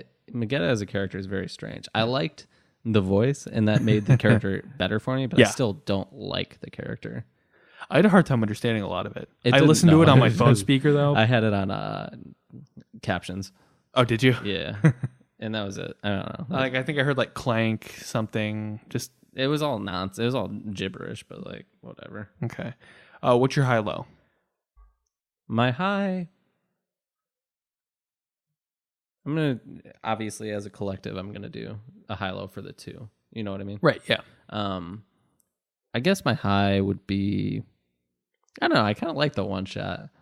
I thought that was pretty dope. I was kind of over Frost, Just get him out of there. Sick of hearing him talk. Yeah, I mean that is the third person we've seen him fight. Yeah, so I was glad to just get him out in one swoop, and Vegeta really got him, man. You made it count. It was a lot of pent up aggression from Frieza. Yeah, he needed it, man. There was even like a little face off that he really did resemble Frieza even more than he already does. Obviously. Yeah, he needed that. He needed a win. Yeah, and he got it. How about your low? My low, Vegeta is just such a strange fight. It's just not interesting to me. It's not fun to watch. Like nothing's really happening. It's just okay. Now there's lava. Now it's hot in there. It's just too gimmicky. Okay. I don't know. I don't like it. All right. My high. Yeah, my high it's would be seeing Hit in action. Yeah, that's dope. Barely. I mean, we saw some weird stuff. Definitely brings up the ominousness of him. Yeah. Is that a word? Ominousness? Ominousness. Yeah. Ooh, that was a chair, guys. That's what they all say, man. Yeah, Hit was probably my high. My low, if I had to have one, would be just Frost's dialogue. General demeanor. Not his demeanor, his dialogue. It's just cringeworthy. It's really bad. I didn't enjoy it one bit. Well, he's gone now, man. All right. Ready to get into feedback before we jump into spoilers here? All right, yeah. Okay. All right. We only have one piece that isn't... like the show? What's that? One Piece? Yes. Okay. We only have one piece of feedback that isn't spoilery. So we will read that one and leave Reggie's and Dan's until the spoiler section. And we'll do that right at the end too. So let's go ahead and get into our feedback for this part that we can actually, say and not be spoilery for everybody who doesn't want any. So this is going to be from Mike in New Zealand. He sent this to our Facebook page, which is facebook.com/universe7pod. That is where the majority of our feedback and our activity is. So if you guys want to like the page, we'd really appreciate it. And you can also email us at universe7pod@gmail.com. So Mike in New Zealand says, Well, I've been listening since the end of the Battle of God's Ark. You provided some great entertainment when I had surgery and was sitting in the hospital. Thanks, man. Dope, man. That's cool. Well, not cool that you had surgery. I'm sorry. Yeah. You guys have improved really well over time, getting new mics and everything, but here's some things you guys could do to improve. Sure. Hit me. Try to improve your Dragon Ball knowledge. I know this is a hard thing to do, and it's not that bad. It makes me laugh when you guys get something completely wrong, but every now and then I find myself talking to my phone, trying to tell you guys the right facts and stuff. Hey man, about what was in a recent episode. That's what the Facebook page is for. Yes, let us know. Please let us know what's wrong. Keep rambling. You guys get really funny when you start heading off topic, and I'm sure people don't mind when you do that instead of reviewing. Dope. That's good and bad, probably. Sad. This isn't really feedback, but maybe try watching a few other short anime to get a feel of anime you can compare to Dragon Ball. You've said you don't watch any other anime, but maybe give some other series a go to be able to compare and contrast to. I like that, actually. I'd like to do that. We've caught a little bit really Americanized anime, though. Yeah. Pokemon, Digimon. I love Digimon. Yeah. The new Digimon Tri-series is so dope. We did One Punch Man. We really enjoyed that. Mm. And I've watched Dub of the North Star, which is a parody series of Fist of the North Star. That doesn't really count, obviously, but... yeah, I would like to, I guess. I don't know. Time. I've got time and like things I'm already invested in besides that. I guess. I mean, yeah, our thing is like we're so invested in Dragon Ball. We've been watching it for 15, 20 years. So as wrong as we are, we have been watching it for a while. But like not even just that, like I love Dragon Ball, but I also have other interests like I don't know, like fantasy football I'm on constantly. Just watching other shows in general that aren't anime. This is a very busy season for us. Yeah. Not as bad as summer, but you know. Yeah, it's a lot better than summer, my God. But I'm just saying, like, to start up a whole new can of worms with a new anime, it doesn't seem to be in the cards. I'm doing that. Digimon Try. I've got just other TV shows that I currently watch that I enjoy. Scandal, Grey's Anatomy. I do like Grey's Anatomy. I have never watched Scandal. I haven't either. I just know Shonda Rhimes does that one too. Yeah. And he says, also, whoever puts the music at the end of the podcasts, keep it up. You've got good taste in songs. Panic Station is my favorite one you've put in so far. Keep up the good work. I appreciate the effort you both put in. Well, thanks, man. Yeah. Well, next you're going to be disappointed because we're only going to play DMX from here on out. That's a lie. We're not doing DMX covers. Only my covers of DMX. Oh, God, no. There's an archive of them. Yeah, thanks, Mike. Yeah, we appreciate all the feedback. Like you said, yeah, man. Whenever you think we're wrong, post it. Seriously, me know. Let us know what we're wrong about. We will be. I'll even put a corrections. A corrections segment. And now on to corrections. I'd love to do that every week. That sounds hilarious. Seriously, if you guys want to correct stuff that we've said, we are all for it. We want to give you obviously correct information. So if we screw something up, community radio. This is for the community. We'll use your voice. Yeah. We'll correct it. For anything that we want to put out there, we want to make sure it's right. And like you said, we're not afraid of being wrong. So when we are, and it's really bothering you, because I listen to tons of podcasts throughout the week, and I do the exact same thing, Mike. I will hear something, I'm like, no, that's not right. That's not right. I know you guys can't hear me, but that's not right. Yeah, send us a message. Let us know what we got wrong, and we'll fix it in the next week's episode. I'm not going to go through. Funny. I'm not going to go through and fix it in the episode that we got it wrong, because that would be ridiculous. But in just like an awful voiceover of just use text to speech. Yeah, that'd be really funny. Yeah, let us know. Thank you, Mike, for that. Really appreciate it. Ready to get into spoilers? Yes. Okay, so let me pull up Reggie's sponsorship for ad read this week. I had to pull it up because it was like 2 weeks ago. Okay. Today's spoiler section is sponsored by Mario. Too many friends? Take a trip down Rainbow Road in Mario Kart and watch that number drop. Want to test the endurance of partygoers? 100 turns in Mario Party ought to do the trick. Need something to brag about? Speedrun Super Mario Brothers and post it on the internet, knowing it's nowhere close to the record. Burning desire to drop penguins into the abyss? Super Mario 64 as you covered. Mario has every game you could ever want, and even more that you don't. Enter cheat code Universe 7 and earn that special Goku skin and the ability to blow away your opponents with a Kamehameha wave. All right, and we're back for the spoiler section. Back from where? The kitchen. You went to the kitchen. I did. I need a drink. All right, this episode is called Frieza and Frost Conjoin Malice. But before we get to that, next week, man, it's our... It's the one. It's the big one. It's the big one. It's the big deuce. The big deuce is in two episodes. Yeah. That they're calling 1 hour long episode spectacular. But it's still just 2 episodes in a row. It's we could episode... have very easily have gotten just 1 episode this week. It's episode 109 and 110. Well, stupid One Piece. It's their fault. It actually is. And they'll pay for it. Well, how? In blood. Yes. Okay. Moving on. I'm pumped. I'm thinking, should we do a mini episode next week with the dub and then a full dedicated one? A dedicated spoiler spectacular? I'd like that. Where we can just go all out. We can just, we do it all on the same day, obviously, and drop them both at the same time. But yeah, I'd like to do that. And then it just feels like a full, clean, I don't know how anybody else would feel about that, but I would like that personally.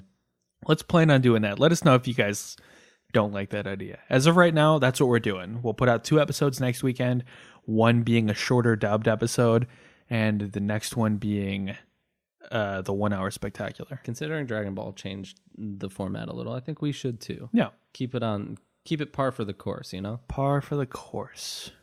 Par for the course. Par for the course. Stop whispering to them. They don't like it.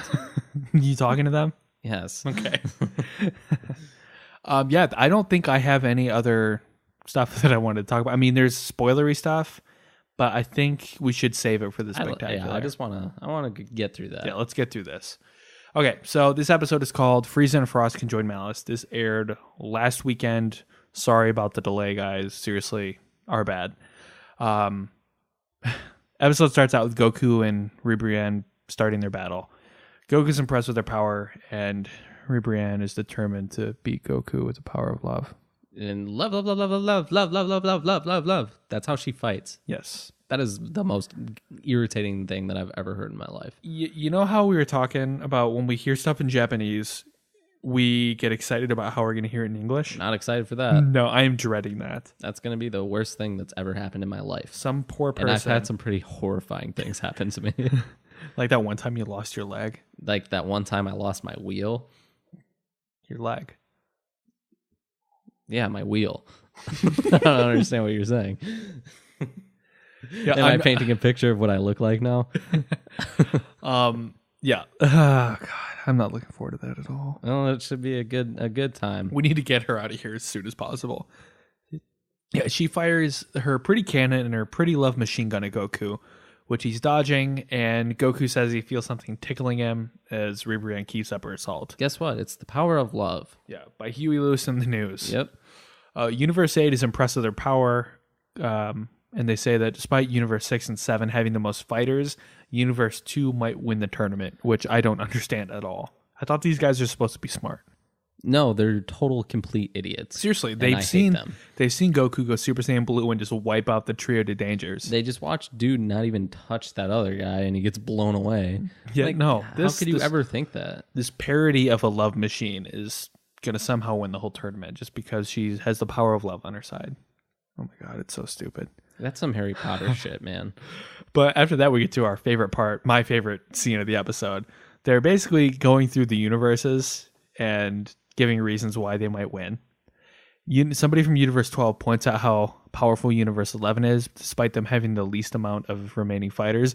And then we jump to Toppo yelling Justice Punch and just knocking the hell out of Kaba. That was probably my favorite part of this whole episode because it was just him annihilating his face and then it left. That was it. That was the whole thing.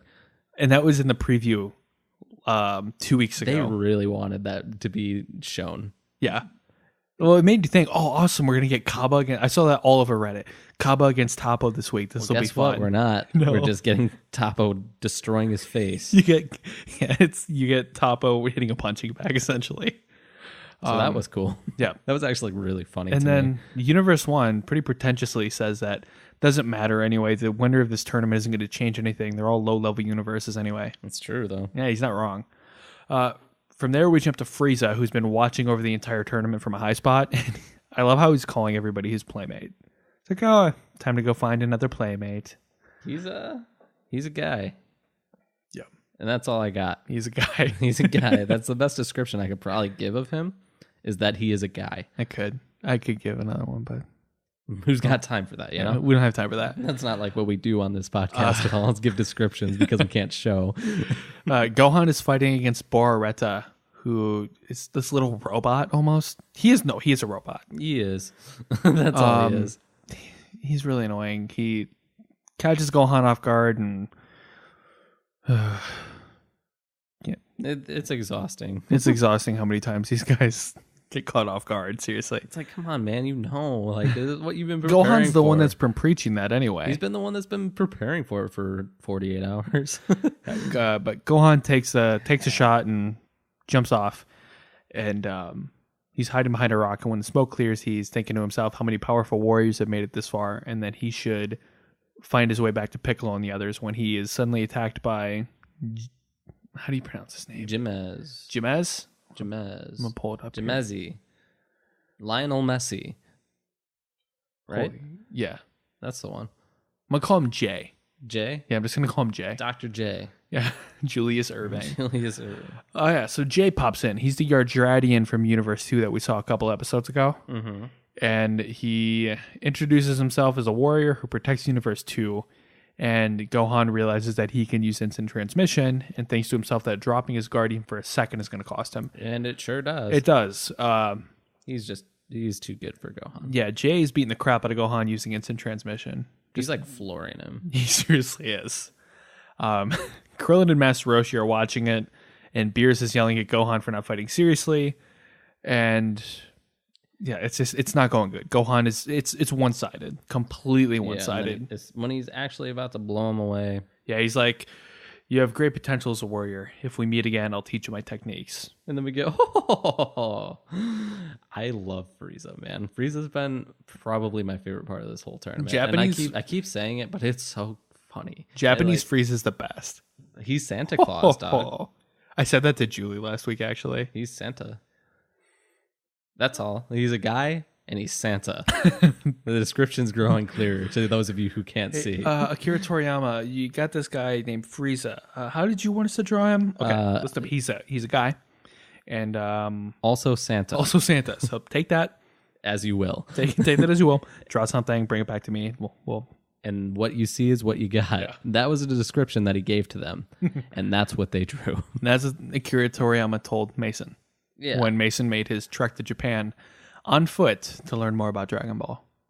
On foot. Yeah. Yeah. And no disputes. That's the wisdom he brought back with him. He's a guy and he's Santa. And that's it.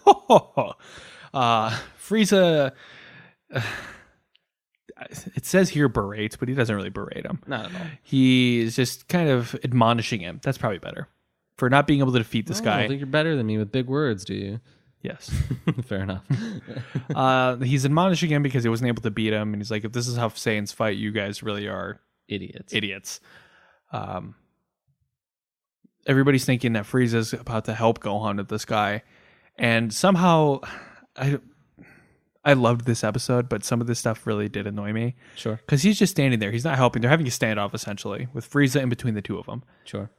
The others are wondering what's going on, and Krillin speculates that Frieza could be plotting to how would he ever know eliminate Gohan himself. Why would Krillin be the one to realize that?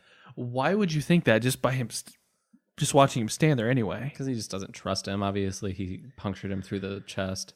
But why would you think that in this tournament? No, I get it. I'm saying why. I mean, why? Obviously, at that point, but why would Krillin be the first to notice anyway? It'd be Whis. Yeah, and I will say this: how they did do this reveal with him, I didn't think of. I never thought of it. Yeah, I mean, it makes a lot of sense. But sorry, I backed away. My mic etiquette is poor. I didn't like how the Universe 7, their team members at least, started to distrust him even more, because it didn't seem like he had a tell or anything like that. No, not at that point. But so basically, they all start freaking out, thinking that Frieza is going to turn on Gohan, And Shin somehow realizes that Frieza is planning to last until the very end of the tournament and be the best fighter, and use the Super Dragon Balls to, who knows, even kill who a god. knows? Yeah, and Whis is like, Well, kill even a god. if we are the winners, we can't be safe. Like, you can't really count on it. Yeah, we'll never truly feel safe if we win, if Frieza ends up getting the Dragon Balls. Yes. Beerus yells at Frieza, saying that if he knocks Gohan off, he's going to destroy him on the spot. Which I wonder if Zeno would. He probably wouldn't allow it, honestly. You think? But it's one of his fighters. Yeah, that's true. Actually, I don't know, man. We'll never know, because This episode ended up getting really good really quickly. yes, Jay comments that Frieza's soul is the opposite of beautiful. And he gets ready to fight him, and Frieza's like, "No, actually, I'm good. Let's I'll take the scraps." Yeah, I'll let you two fight each other, and I'll fight whoever's left." He's like, "Yeah, you're abandoning your ally. Universe 7 is ugly." Which, who cares? I don't care. And they start fighting again. Them being Goku, Gohan, Gohan and Jay. Yeah. Dr. J. Dr. J just again beats the crap out of him. Yeah. He has Gohan on his hands and knees, And he's gonna blow him away with this above head charging of a little key blast, and then it gets blown away. And by Frieza's Frieza. like, and he just changed my mind. Oh, he says my hand slipped, Yeah. which I love. That's the same thing he said to Goku when he first came back from the dead and punched him. Yeah. Sorry, my hand slipped. That was a good scene. That's one that I'm excited to hear in English. Sorry, my hand slipped. You can just hear him. Yeah. That's going to be good. That's one I am looking forward to. I'm not looking forward to love. We know. Frieza, I am. It'll be good. Yeah. Yeah, Jay tries to fight Frieza, and Frieza just beats the crap out of him. Says that, since I know you have instant transmission, this fight is child's play. And he's dead right, man. He's dead right. He destroys this guy. Yeah. I love the tail hit when he went behind him. It was pretty sick. Sorry, I had to take a drink fine, there. man. I okay. No, but for real though, how sick was that? It was awesome. He just flicked his tail and massacred him after that.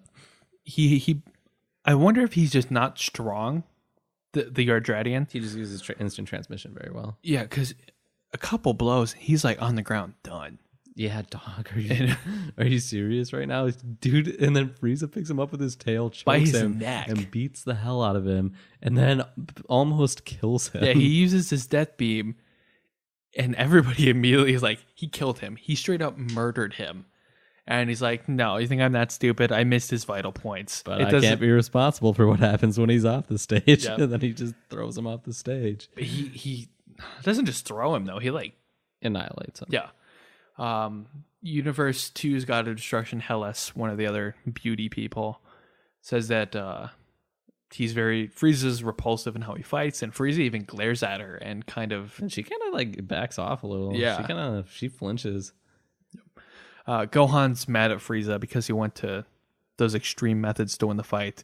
And this time Frieza does kind of berate him for not going Super not my Saiyan. fault you didn't fight with your full potential. Yeah, he's like, you didn't go Super yourself. Saiyan and end the fight quickly. And somewhere out of the shadows, you hear, bravo, senpai. I loved it. I thought that was so good.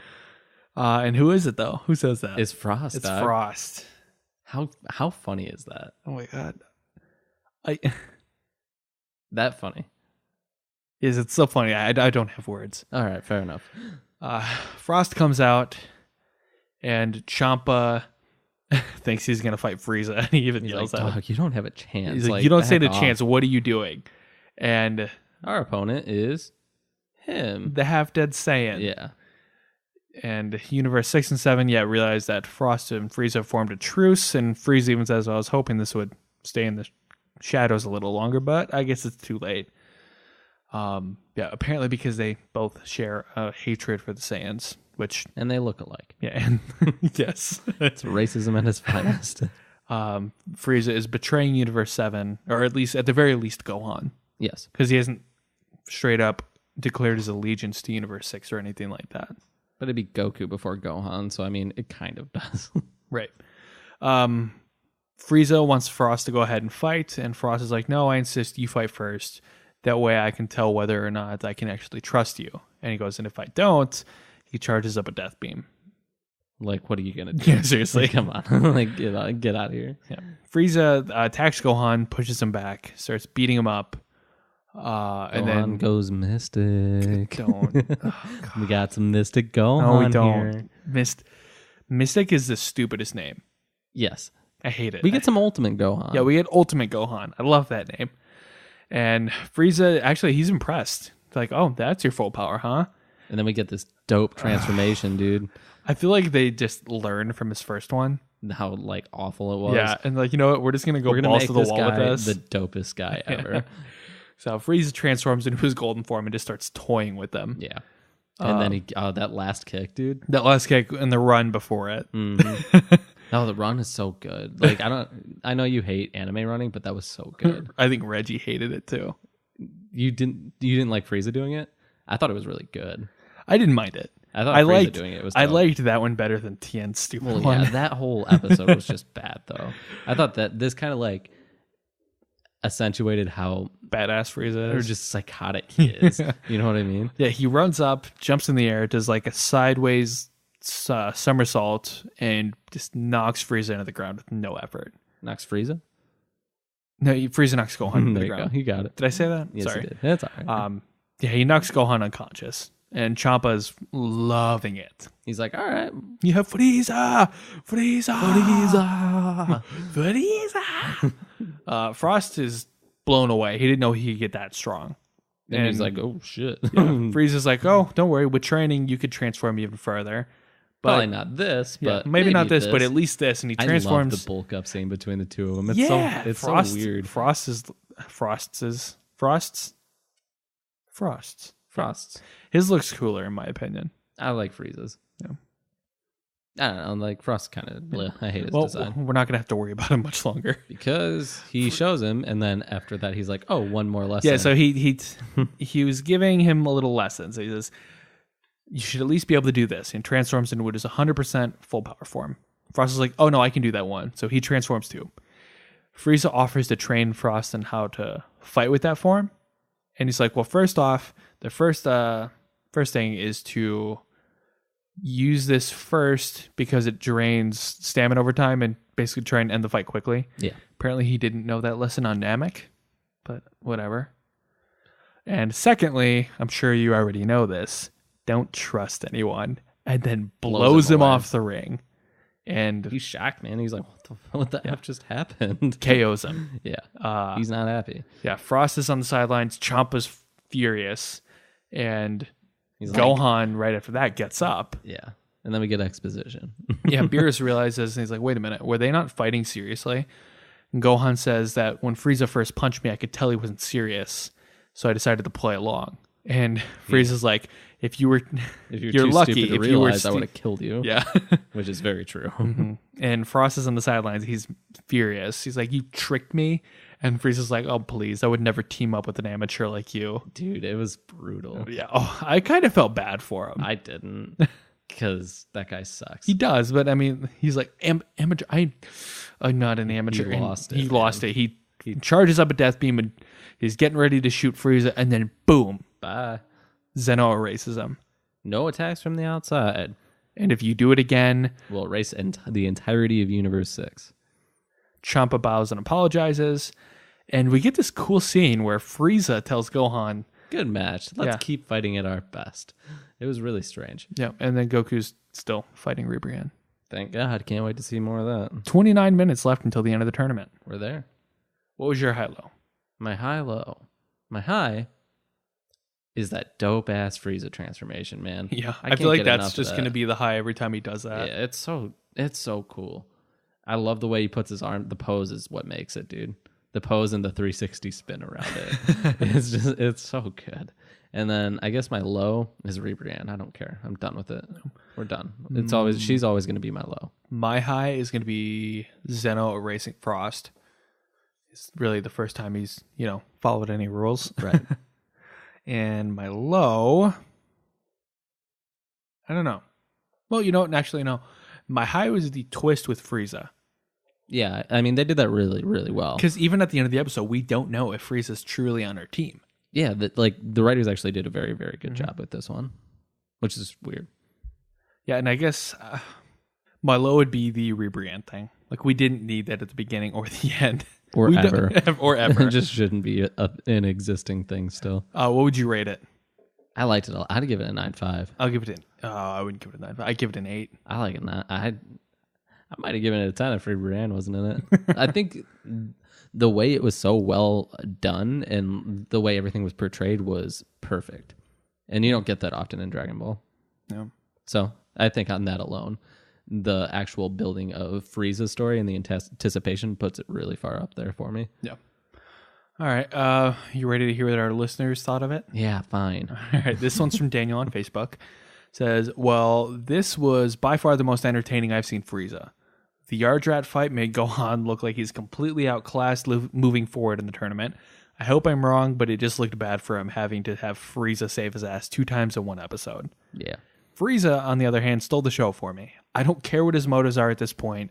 I just want to see him get so close to it that we're brought to the edge of our seats. I can't argue with you there. It's dope, man. It's such a compelling storyline so far. I still can't get over Frieza and Frost buffing up like Hans and Franz. It's so good. Also, good to see some exposition among the gods. Yeah. Nothing will change is a bit curious choice of words. This isn't the first time universes have been erased en masse, and I'm honestly unsure if we have all the information regarding the past of this particular multiverse. Perhaps it's a constant ebb and flow of the gods. Perhaps this is a constant ebb and flow, and the gods are aware of this fact. Unsure, but peculiar. Sure. I'd give it an 8 out of 10. My high was Frieza toying with Frost all episode, and some effing exposition to go along with all this fighting. My low, Gohan being Gohan, Ribrianne still not being gone, and Goku toying with an opponent. Yep. Hit the nail on the head with that one, man. Seriously. Okay. Yeah, I really don't have anything that I disagree with here. Yeah. Which is odd. Normally I do. Nope, you just hit it on the head, man. All that is very spot on. I disagree with almost none of it. Yep. Thank you, Daniel. You're the homie, and I had conversation with you on Facebook about that already. Yeah, and thanks for that. Yeah, and again, guys, check out his page, 8 Static. Yeah, awesome. Well, actually, we'll put that in the show notes too, just to be good guys. Hell yeah. Okay, and this next one is from Reggie in Hawaii, and onto this episode. It goes, so here's my take on this week's episode. Although, also, hi Reggie. Hello. So, I don't know, everything happened so fast. I feel kind of disappointed, but not as much as last week. Must be the Gohan we got, even if it was weak sauce Gohan. Ribrianne was more annoying than all of the Pride Troopers combined. At least that's what I thought until Topo came out. Then we had to get a bit more Ribrianne at the end. Love and Justice are getting too painful to listen to. Agreed. That's all. On to the main point of the episode. Gohan was getting owned by everyone. First the robot, then Jimez, then Frieza. Maybe next arc we'll get some good Gohan action, but I kind of gave up on him. I'm losing a little hope. Yeah. Everyone from Universe 7 was immediately aware that Frieza was double-crossing him. I know it's expected of Frieza, but they unraveled his whole plan in mere moments. Like a literal second, without him doing anything to give it away. All he did was stand there. He's like, oh. I wish I could tell that much about a person just by looking at them standing. It's quite impressive. Yeah. I'll give him that. The Frieza Frost alliance was more of a joke than a plot twist. It ended a lot sooner than we expected, but Frieza took it a step further by getting him erased, so I'll give him props for that. Yeah. I enjoyed it, actually. I'll give this one a 6.5. Fair. He said he was disappointed. Yeah, not as infuriatingly disappointing as last week, but still some squandered potential. The score got a boost, though, because I like seeing Ultimate Gohan. Thank you for saying Ultimate, by the way. I hate the term Mystic. Yeah, dog. What? No, I'm just going to get a bunch of Mystic hate mail. I can't imagine there's much out there. My low would be Gohan basically being a sandbag all episode, and how Frieza ran during the fight with Gohan and Ribrianne. Yeah. And Topo. Yeah. My high is probably how thoroughly Frieza screwed over Frost. It's so good. Oh my god, I know. He destroyed his life. Literally. He proved to be head and shoulders above Frost when it comes to scheming. The preview looked exciting. Looks like there'll be some good fighting. Ribrianne goes full Cupid. Giant Spirit Bomb, Clone God of Destruction, Whispering to Jiren, explosions. all that good stuff. My expectations are still way scroll down down here for safety. I feel like I've been very disappointed with the series lately. Well, I hope you guys are doing well. Look forward to hearing from you guys. Thanks, man. Yeah. Appreciate it. Hope you're doing well as well. Yeah. Like I said earlier in the messages, sorry it took us a long time to get back to you. We're here. We're back, and we're better than ever. We're back in black. Yeah. We're back and black. All right. Do you have anything else that you want to add before we jump out? No, I think we said all we needed to say. This is a long one. Yeah. Thank you guys for that feedback, by the way, once again. Appreciate it. If you do want to give us feedback about anything, even if it's just like, hey guys, how's it going? We'll respond to that. Go to facebook.com/Universe7pod or just search Universe 7 Podcast on Facebook and we'll pop up. Like the show, send us a message, comment, all that kind of stuff. Shoot us an email, universe7pod@gmail.com, and we'll respond to those as well. Do you want to do music at the end of this one, Mason, or do you want to plug a podcast at the end of this episode?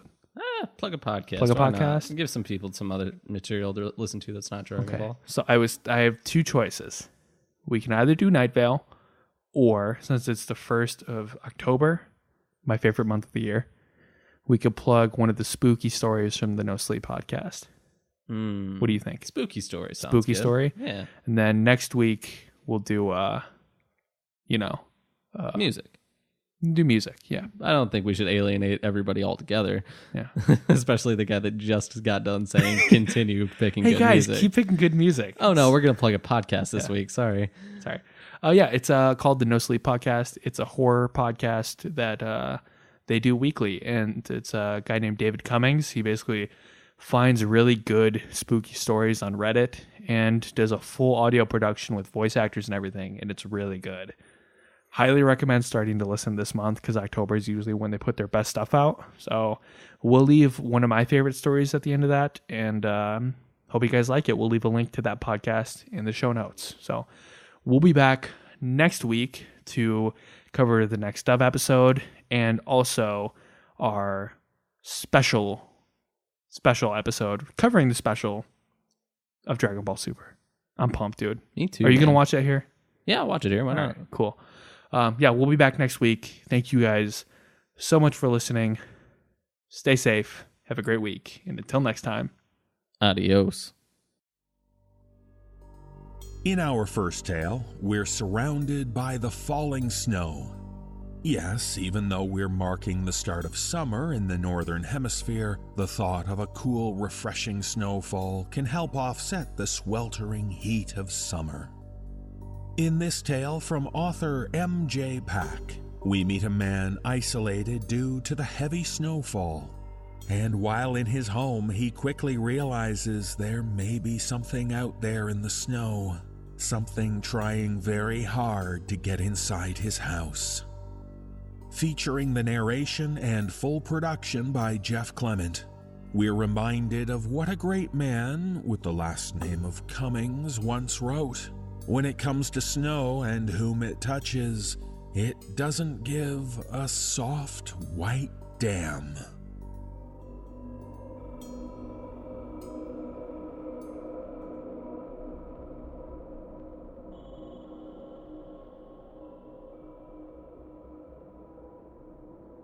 It's been snowing forever.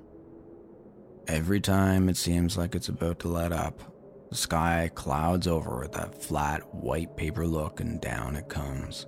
More goddamn snow.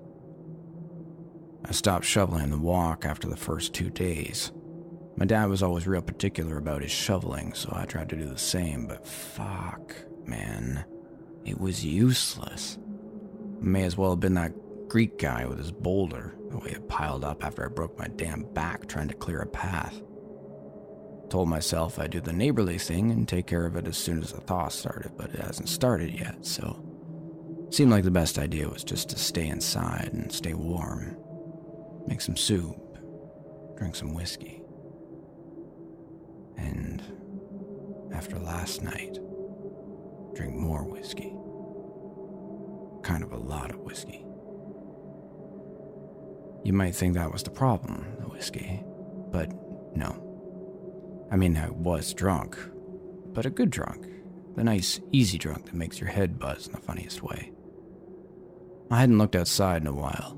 Early on, I'd pulled down one of the blinds to sneak a peek, but saw only more fucking snow. The whole world was white and it was starting to piss me off, so I let the blinds go with a little snapping sound that made me feel better for some reason. Like, yeah, take that, snow. It was getting late, but I wasn't really paying attention at the time. I only knew it was dark out because I hadn't moved from the couch to flip the lights when the gray glow outside finally went down. You couldn't say that the sun set, not really, because it wasn't out all day. It was hidden behind them damn thick snow clouds.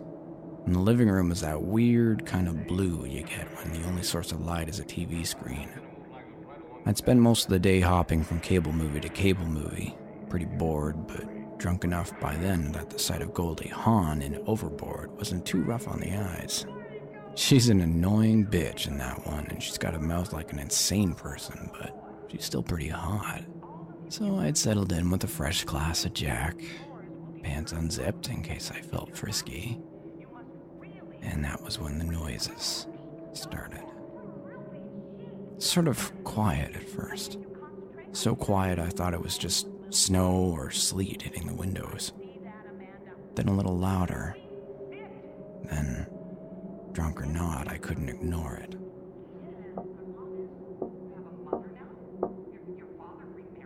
I was right.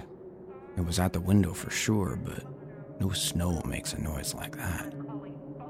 After I really heard it for the first time, I waited to see if it was a fluke. But after a second, again. Not fast or nothing, and not random either. Real deliberate.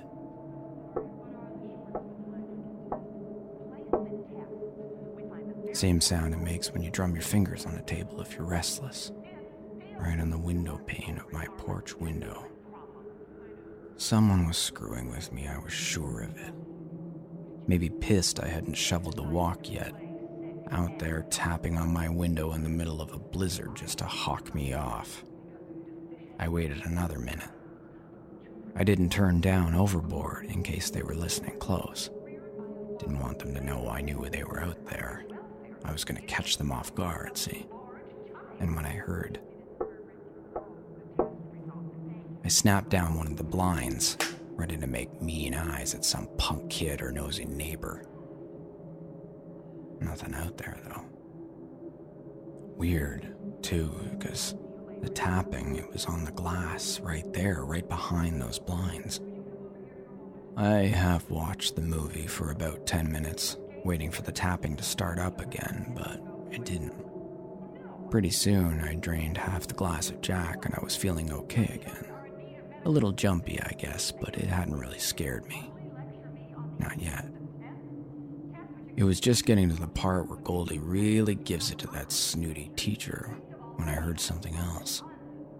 It started quiet again, getting a little louder every minute until I couldn't write off the noise and the storm.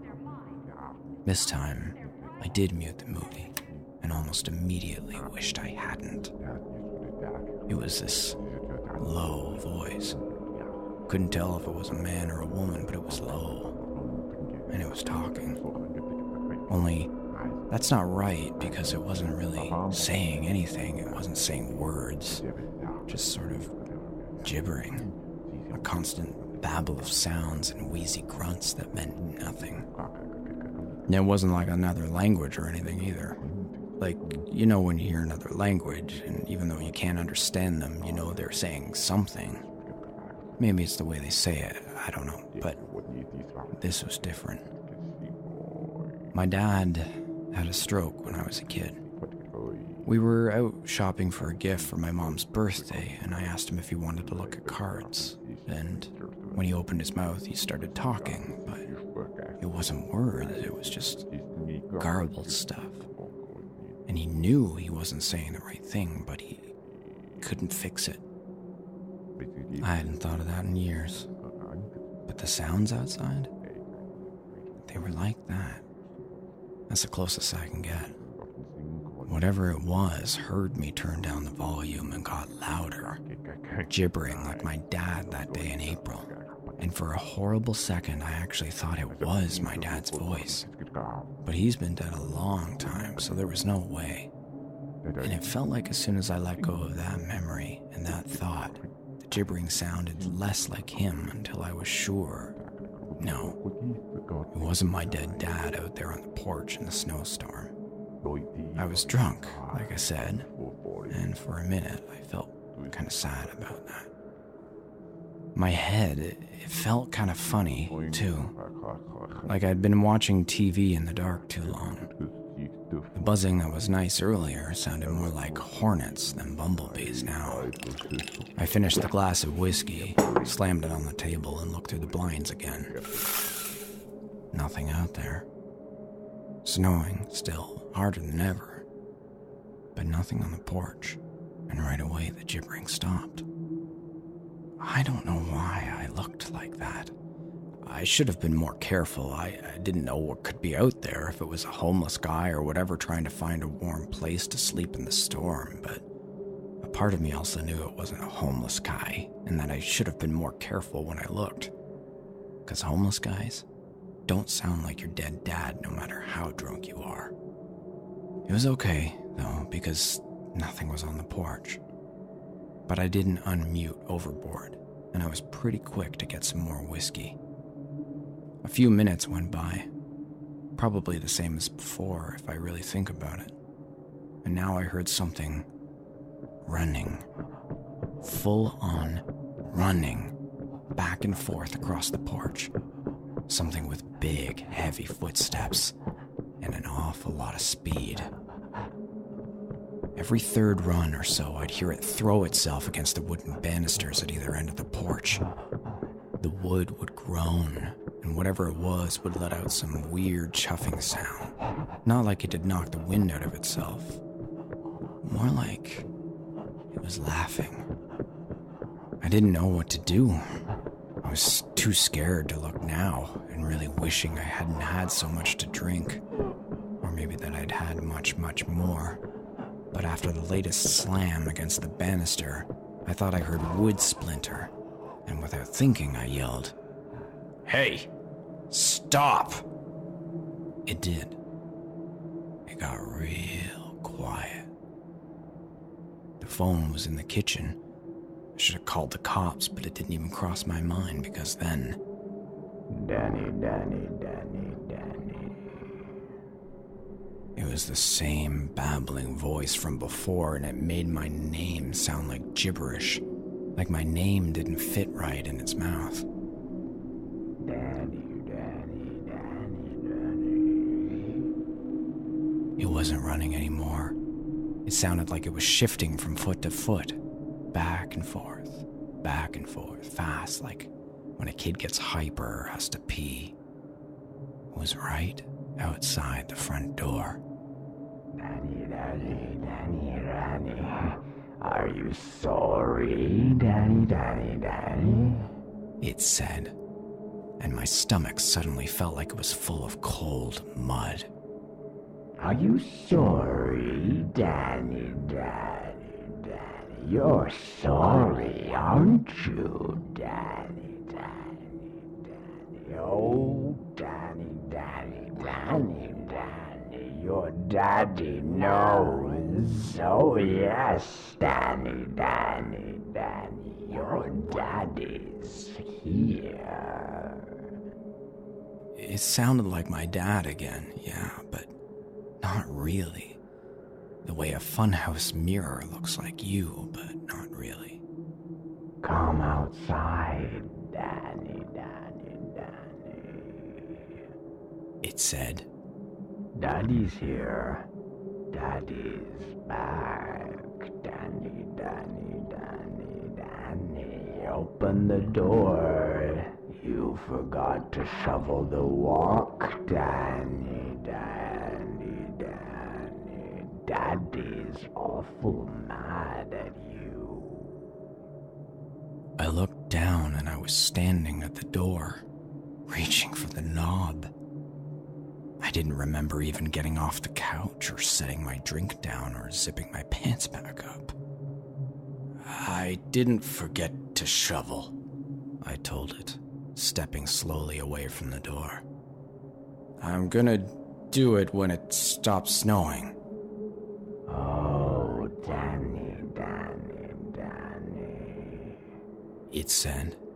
Don't you know it's never going to stop? Oh, aren't you sorry, Danny? You're going to be so sorry if you don't get out here and see your daddy. My dad's not out there. I said this more to me than to whatever was on the porch. It felt good, like I was getting a handle on something, so I said it again. My dad's not out there. It's the middle of a damn snowstorm, and he's been dead 15 years, and I don't know what you are, but you're not my dad. The gibbering started again. It stopped saying my name and went back to running back and forth across the porch like it was throwing a tantrum. I don't know why it latched onto my dad. Maybe because he was the first thing I thought of. Maybe because I hadn't thought about him in a long time.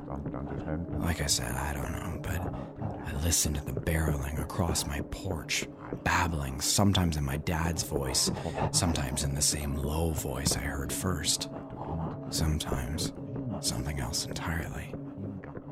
It ran back and forth on the porch for almost 4 hours. I never unmuted the TV, just stared at the blinds covering the windows to the porch and finished the bottle of Jack.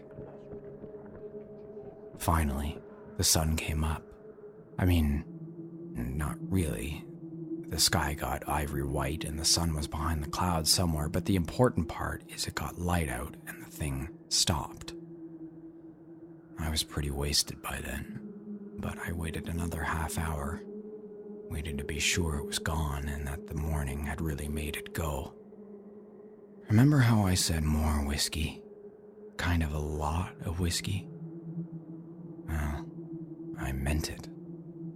I'm gonna need a lot more to get through this. Because, well, I checked the weather report today and another winter storm is coming through tonight. Up to 6 more inches by tomorrow morning. And the thing is, I don't know if I'll make it tomorrow morning. That thing is gonna come back. It just is. And this time, I don't know what it's gonna say, but I do know that the first time it came, I almost opened the goddamn door for it. The other thing, the other reason I started drinking as soon as I woke up this afternoon, is what I saw before I finally passed out after my all-nighter with the whatever outside. When I finally did open the door and looked at the porch. The snow is deep, maybe up to my shins if I get really out there and wade in it, but it's not so deep on the porch, since it's covered, you know. But there's enough to leave tracks. And the damnedest thing is, there are tracks, but only hands. No footprints. None at all. Just 100 handprints. All over my snow-dusted porch. Clear as day. Sorry if this doesn't make much sense. I'm drunk, and it doesn't make much sense to me either. But it's gonna be dark soon. And all I can think about is what's coming back. What speaks in my dad's voice. What walks on its hands in the snow in the night. And you know what? I am sorry.